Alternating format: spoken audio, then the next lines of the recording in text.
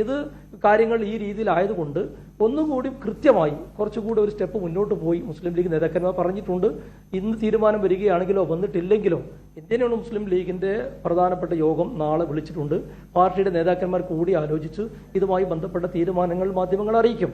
ഒരു കാര്യത്തിൽ കൃത്യമാണ്, ഈ ഇത്ര വൈകുന്നത് നമുക്ക് പല ന്യായീകരണങ്ങൾ പറയാനുണ്ടാകും. ഇന്നിപ്പോൾ ആസാമിൽ 3ാം തവണയും മുഖ്യമന്ത്രിയായി വന്നിട്ടുള്ള ഹെമന്ത ബിശ്വ ശർമ്മ ഇന്നാണ് എന്താ പറയുക അദ്ദേഹത്തിന്റെ അടുത്ത ടൈമിൽ സത്യപ്രതിജ്ഞ നടത്തിയിട്ടുള്ളത്. അങ്ങനെ ഒരുപാട് ന്യായീകരണങ്ങളൊക്കെ പറയാനുണ്ട്. നമുക്കതുപോലെ PS അച്യുതാനന്ദനും പിണറായി വിജയൻ തമ്മിലുണ്ടായിട്ടുള്ള യുദ്ധത്തിന്റെ അടിസ്ഥാനത്തിൽ അവർ രണ്ടുപേരെയും പോളിറ്റ് ബ്യൂറോയിൽ നിന്ന് മാറ്റി നിർത്തിയത്, കണ്ണൂരിൽ VS അനുകൂല മുദ്രാവാക്യം വിളിച്ച ആളുകളെ പിണറായി വിജയന്റെ ആളുകൾ അടിച്ച് പരിക്കേൽപ്പിച്ചത്, അങ്ങനെ ഒരുപാട് കാര്യങ്ങളും ന്യായങ്ങളും ഒക്കെ അക്കാര്യത്തിൽ പറയാനുണ്ട്. പക്ഷെ ഞങ്ങൾ ഈ സമയത്ത് അതിലേക്കൊന്നും പോകുന്നില്ല. അത് CPMന്റെ ഒരു ശൈലി വേറെയാണ്, കോൺഗ്രസിന്റെ സംഘടനാ രീതി വേറെയാണ്.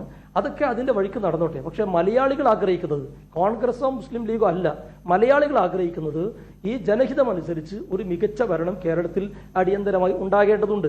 അതിന് പകരമായി ഇത് അനന്തമായി നീട്ടിക്കൊണ്ടു പോകുന്നത് സത്യത്തിൽ വളരെ ഖേദകരമാണ്. എത്രയും പെട്ടെന്ന് ജനങ്ങൾ ആഗ്രഹിക്കുന്ന ഒരു മുഖ്യമന്ത്രി, കോൺഗ്രസിന്റെ മുഖ്യമന്ത്രി, UDFന്റെ മുഖ്യമന്ത്രി ഉണ്ടാവണം. അക്കാര്യത്തിലേ നമുക്ക് അഭിപ്രായമുള്ളൂ. മറ്റ് വിഷയങ്ങളിൽ ഞങ്ങൾ കയറി അഭിപ്രായം പറയാൻ ഉദ്ദേശിക്കുന്നു. സത്യസന്ധമായ ഒരു നിരീക്ഷണമാണ്.